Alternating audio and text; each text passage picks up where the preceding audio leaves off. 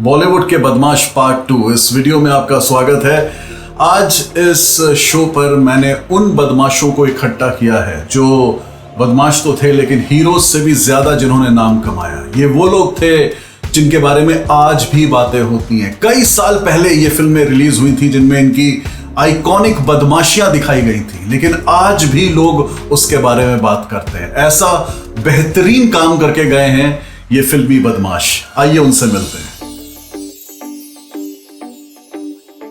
बॉलीवुड के फेमस बदमाश इस लिस्ट में आज पहला नाम है क्राइम मास्टर गोगो का, played brilliantly bye Shakti Kapoor. ये वो नाम है जो आज भी पॉपुलर है। 1994 में ये फिल्म रिलीज हुई थी, अंदाज अपना अपना। और शायद ये कहना गलत नहीं होगा कि क्राइम मास्टर गोगो अंदाज अपना अपना का सबसे पॉपुलर कैरेक्टर था। मोर फेमस, हाँ, I must tell you this, more famous than the leading actors, चाहे वो सलमान खान हो, आमिर खान हो, रवीना टंडन हो या फिर करिश्मा कपूर। क्राइम मास्टर गोगो के डायलॉग्स आज भी इंटरनेट पर मीम्स हैं, बहुत ही पॉपुलर हैं सोशल मीडिया पर। यह बताता है कि कितना ज्यादा वो कैरेक्टर पॉपुलर था। उस फिल्म से मुझे क्राइम मास्टर गोगो के दो फेमस डायलॉग्स याद आ रहे हैं। क्राइम मास्टर गोगो नाम है मेरा, आंखें निकालकर गोटियां खेलता हूं गोटियां। एक और था, खानदानी चोर हूं, मोगैम्बो का भतीजा, आया हूं तो कुछ लेकर ही जाऊंगा। अच्छा, यहां पे ना एक इंटरेस्टिंग बात है, मोगैम्बो का भतीजा, ये जो बात कही गई है इस फिल्म में, ये पूरी ही फिल्म अंदाज अपना अपना एक तरह से पैरोडी थी और कई फिल्मों पर और कई फिल्मों के कैरेक्टर्स पर स्पूफ किया गया था। यानी फेमस कैरेक्टर्स को लेके उनके मजाकिया अवतार बनाए गए थे। अंदाज अपना अपना में एक मजाकिया अवतार या स्पूफ किया जाना था मोगैम्बो पर। एक कैरेक्टर डेवलप किया गया था जोरैम्बो, जिसे अमरीश पुरी ही प्ले करने वाले थे जिन्होंने ओरिजिनल मोगैम्बो प्ले किया था। मोगैम्बो हमेशा कहता था कि मोगैम्बो खुश हुआ, जोरैम्बो को कहना था जोरैम्बो खुश नहीं हुआ। मोगैम्बो काले कपड़े पहनता था, जोरैम्बो के लिए सफेद कपड़े डिजाइन किए गए थे, लेकिन फाइनली जोरैम्बो का कैरेक्टर बहुत लंबा जा रहा था, इसलिए उस कैरेक्टर को हटा दिया गया और उसकी जगह क्राइम मास्टर गोगो इस कैरेक्टर को रखा गया। यानी originally crime master Gogo was not part of the script, वो बाद में जाके अंदाज अपना अपना स्क्रिप्ट का हिस्सा बना।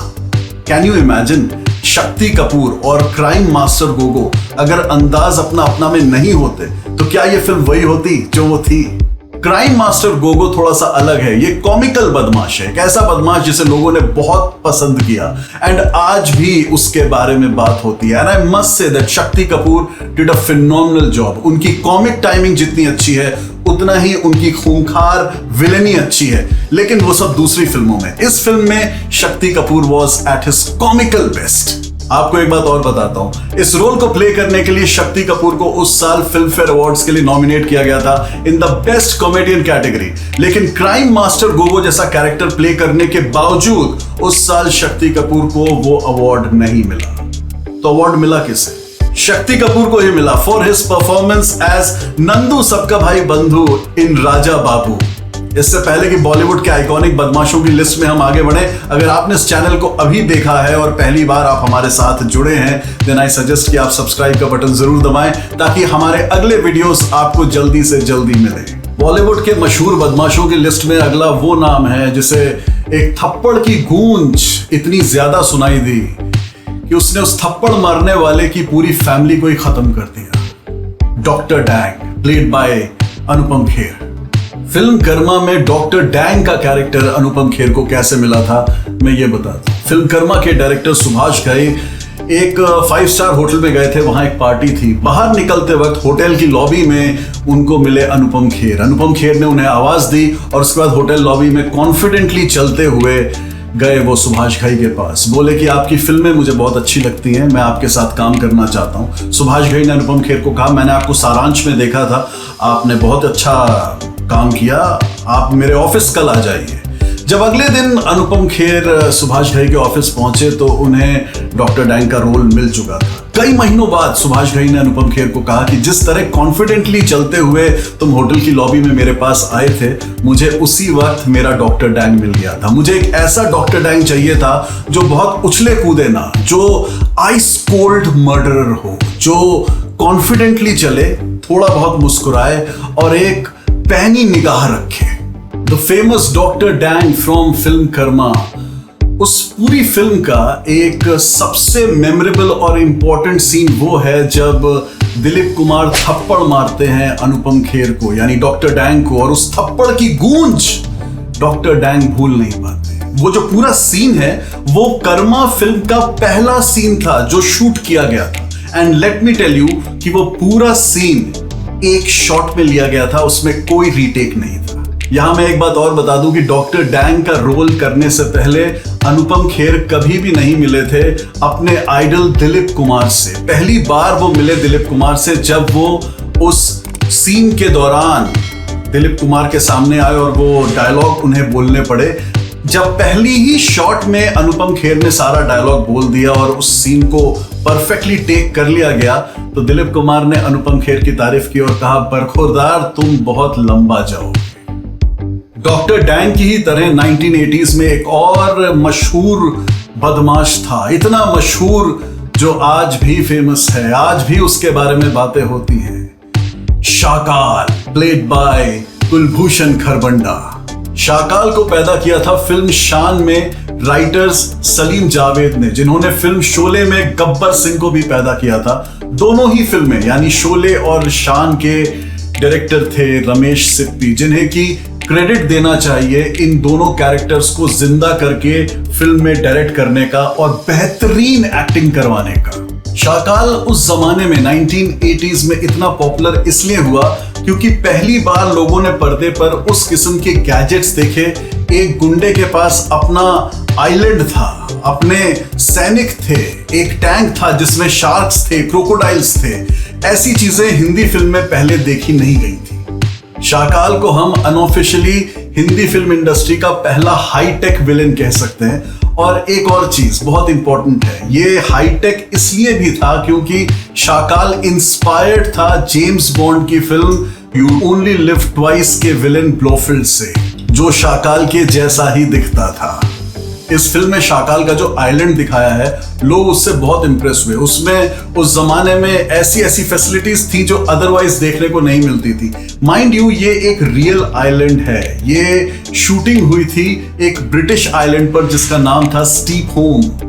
अरे मैंने आपको एक चीज तो बताई नहीं, वो मुस्कुराता हुआ शाकाल उस कैरेक्टर में कुलभूषण खरबंदा के अलावा किसी को इमेजिन किया ही नहीं जा सकता। लेकिन let me tell you, Kulbhushan Kharbanda इस रोल को इसलिए कर पाए क्योंकि संजीव कुमार ने इस रोल को रिफ्यूज किया था, मना किया था। और उसका रीजन ये है कि संजीव कुमार को उस जमाने में हार्ट अटैक आया था और वो काम नहीं कर रहे थे। इस बारे में हमने बात की है संजीव कुमार के हार्ट अटैक के बारे में एक दूसरे वीडियो में, 10 एक्टर्स हु डाइड यंग, और ये वीडियो नीचे डिस्क्रिप्शन बॉक्स में इसका लिंक है। अगर आपने अभी तक ये वीडियो नहीं देखा है तो जरूर देखिएगा।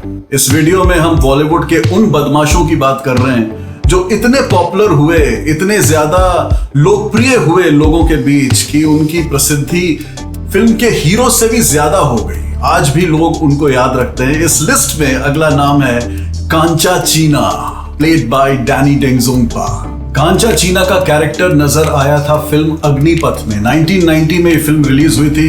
अमिताभ बच्चन इस फिल्म में हीरो थे और कांचा चीना एक विलेन था, एक ऐसा विलेन जो मांडवा पे राज करता है, एक ऐसा गांव जो बंबई के जस्ट बाहर था जहां से तस्करी करना बहुत आसान था।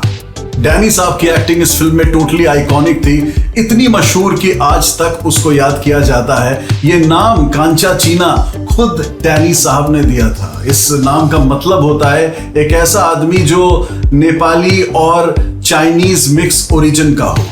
लोगों को फिल्म अग्निपथ में कांचा चीना और विजय दीनानाथ चौहान की लड़ाई बहुत ही पसंद आई।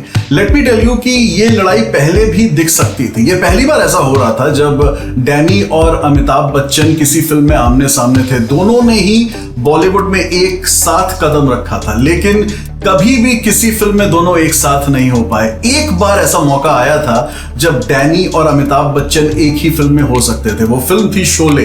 फिल्म शोले में डैनी पहले गब्बर का रोल करने वाले थे, उनको ऑफर भी किया गया था और उस तरह वो अमिताभ बच्चन के आमने सामने होते, लेकिन डैनी ने वो रोल मना कर दिया। क्यों किया, हमने उस पर एक वीडियो बनाया है, आप नीचे डिस्क्रिप्शन में जाके उस वीडियो को जरूर देखिएगा।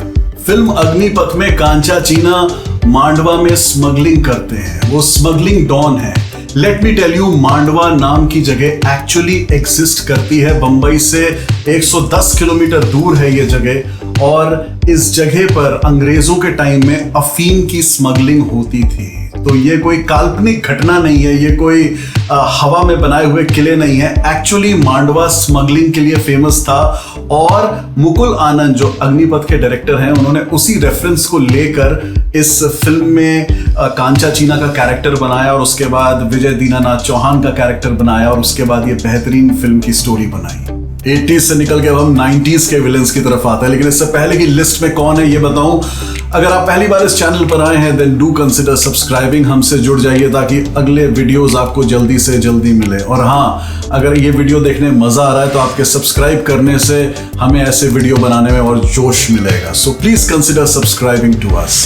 90s का वो विलेन जो किसी को भूलता नहीं है, या यूं कहें भूलती नहीं है, महारानी, प्लेड बाय सदाशिव अमरापुरकर। सड़क 2 भले ही पिट गई हो, यूट्यूब पे उसे खूब गालियां मिली हो, लेकिन सड़क 1 बहुत ही अमेजिंग पिक्चर थी, लोगों को बहुत पसंद आई थी। और सड़क 1 में जो सबसे ज्यादा मेमोरेबल कैरेक्टर था वो था महारानी। और सवाल ये उठता है कि महारानी का ख्याल महेश भट्ट को आया कहां से? वो आया संजय दत्त की वजह से। संजय दत्त को थोड़ा क्रेडिट देना चाहिए इस बात का। संजय दत्त ने ऐसा एक कैरेक्टर देखा था बंबई की चालों में, मुंबई के झोपड़पट्टियों में ऐसा एक कैरेक्टर देखा था, जहां एक इंसान जो ना आदमी था ना औरत, वो पूरे झोपड़पट्टी के लोगों पर रौब जमाता था। संजय दत्त को यह बात कहीं ना कहीं दिमाग में रह गई, और जब उन्होंने सड़क की स्टोरी सुनी तो महेश भट्ट को सजेस्ट किया कि क्यों ना इस यूनक का कैरेक्टर हम एक ऐसे इंसान को बनाए जो ना औरत है ना आदमी। ये कैरेक्टर तो तय हो गया, लेकिन फिर ढूंढाई शुरू हुई कि इस कैरेक्टर को प्ले कौन करेगा।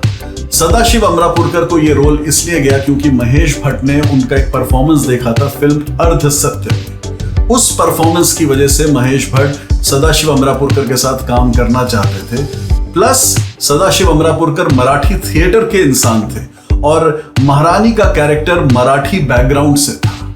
इसी के साथ साथ सदाशिव अमरापुरकर ने जब पहली बार स्क्रीन टेस्ट दिया महारानी का, जब वो साड़ी पहनकर और बिंदी लगाकर गेटअप में बाहर आए, तो सारी यूनिट को विश्वास हो गया कि महारानी यही हैं, इनके अलावा और ये रोल कोई प्ले कर ही नहीं सकता। जब सड़क 1 रिलीज हुई थी तो महारानी के कैरेक्टर ने आग लगा दी थी हर जगह, और वो आग इतनी बड़ी थी कि फिल्म फेयर को एक नया अवार्ड शुरू करना पड़ा। एक अवार्ड जिसे कहते थे best actor in a negative role. Sadashiv Amrapurkar के परफॉर्मेंस को देखने के बाद इस अवार्ड की शुरुआत की गई थी, और पहला Filmfare award for the best negative role गया था सदाशिव अमरापुरकर को फॉर हिज परफॉर्मेंस एज महारानी। आज इस वीडियो में उन बदमाशों की बात हो रही है जो हीरो से भी ज्यादा पॉपुलर हुए। कई साल गुजर गए हैं, लेकिन आज भी जब उन फिल्मों का जिक्र होता है तो फिल्म के हीरो का नाम नहीं लिया जाता, उस बदमाश का नाम लिया जाता है, उस बदमाश के कैरेक्टर का नाम लिया जाता है। और ऐसा ही एक बदमाश कैरेक्टर था मिस्टर इंडिया में। आज भी जब लोग मिस्टर इंडिया को याद करते हैं तो यस, मोगैम्बो याद आता है। मोगैम्बो का रोल जब अमरीश पुरी साहब ने किया था तो उनकी उम्र 55 साल की हो चुकी थी, फिर भी क्या जान डाली थी उन्होंने उस रोल में। पहले इस रोल के लिए अनुपम खेर को लिया गया था, लेकिन उसके बाद फिल्म के डायरेक्टर शेखर कपूर को ऐसा लगा कि नहीं, अमरीश पुरी ज्यादा कन्विंसिंग रहेंगे। लेकिन इस पूरे कैरेक्टर को बनाने में शेखर कपूर से ज्यादा अमरीश पुरी का हाथ है। अमरीश पुरी ने विग, मेकअप, कपड़े सब खुद डिजाइन किए थे। मोगैम्बो का कैरेक्टर लिखा था सलीम जावेद ने। जब अमरीश पुरी साहब ने इस कैरेक्टर को सुना तो उसके बाद उन्होंने एक एक चीज उस कैरेक्टर की इमेजिन की कि वो दिखता कैसा होगा, उसके बाल कैसे होंगे, उसके कपड़े कैसे होंगे, और ये सारी इमेजिनेशन को अमरीश पुरी ने एक स्केच आर्टिस्ट के जरिए पेपर पे उतारा, और वो डिटेल्ड स्केचेस उन्होंने फिल्म के डायरेक्टर शेखर कपूर को दिए, और इस तरह मोगैम्बो की डिटेलिंग हुई, मोगैम्बो कैरेक्टर पैदा हुआ। तो मोगैम्बो का डिजाइन तो तैयार हो चुका था, लेकिन मोगैम्बो के कपड़े बनाएगा कौन, वो डिजाइन्स देखकर उसके लिए एक ऐसे आदमी को चुना गया जिसने 2017 में हिंदुस्तान के प्रेसिडेंट रामनाथ कोविंद के भी कपड़े सिले थे। इनका नाम है माधव अगस्ती। ये वही साहब हैं जिन्होंने मोगैम्बो की वो ड्रेस सिली थी। और हाँ भाई, मोगैम्बो की बात हो रही है तो मोगैम्बो खुश हुआ, इसको हम कैसे ना डिस्कस करें। इसको किसने बनाया था? कहानी तो लिखी थी सलीम और जावेद ने, लेकिन डायलॉग ज्यादातर उस जोड़ी में लिखते थे जावेद अख्तर। तो एक तरह से जावेद अख्तर क्रिएटर हैं इस डायलॉग के। मोगैम्बो खुश हुआ। इस वीडियो में हम बॉलीवुड के फेमस बदमाशों के बारे में बात कर रहे हैं। So last but not the least, वो बदमाश है जो इतना पॉपुलर हुआ कि आज लोग ये कहते हैं कि बॉलीवुड में इतना पॉपुलर बदमाश कैरेक्टर शायद फिर नहीं होगा। ये वो कैरेक्टर है जिसे सलीम और जावेद ने बनाया था। ये वो कैरेक्टर है जिसके लिए रामगढ़ में माएं कहती थी अपने बच्चों से कि बेटा सो जा वरना गब्बर आ जाएगा। Yes, of course I am talking about Gabbar Singh, played by Amjad Khan, the most famous baddie in Bollywood. बहुत जरूरी है, हम जब गब्बर के बारे में बात कर रहे हैं तो मैं आपको यह बताऊं कि सलीम जावेद कहां से इंस्पायर हुए थे गब्बर कैरेक्टर के लिए।